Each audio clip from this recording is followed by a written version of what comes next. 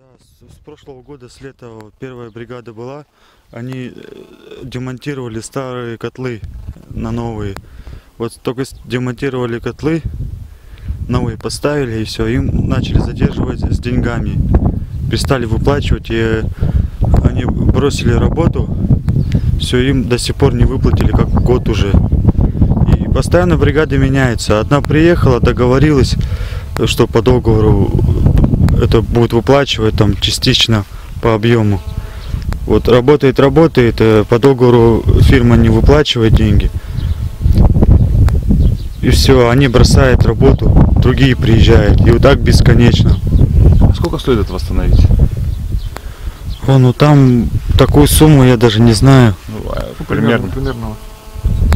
На скидку, если так посмотреть, тут будет. Как бы сумма постоянно прыгает, потому что вот по договору договоришься на одну сумму, а потом у них начинается, вот делаешь, это приезжает начальство, технадзор, смотрит, их не устраивает и постоянно переделывают, а каждая переделка, она доплачивается. И там последний раз в свете какая цифра была?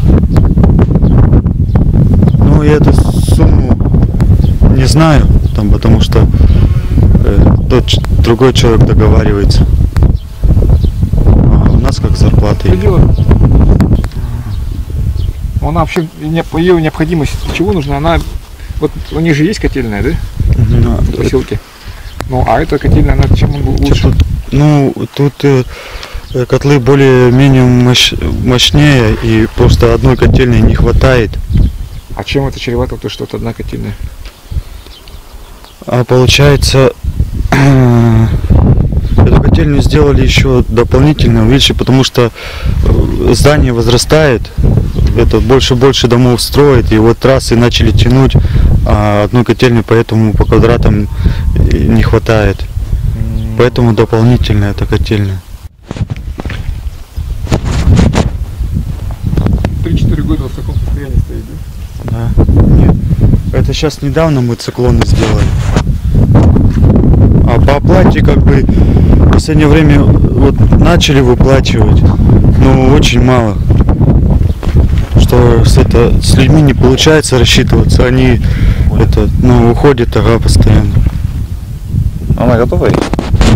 Нет, она практически была готова, но потом по пожарной безопасности не прошла, ее заставили переделывать по новому проекту. Вот по первым проектам насосная как бы готова. Ее можно, печку не надо такой. Печку не надо.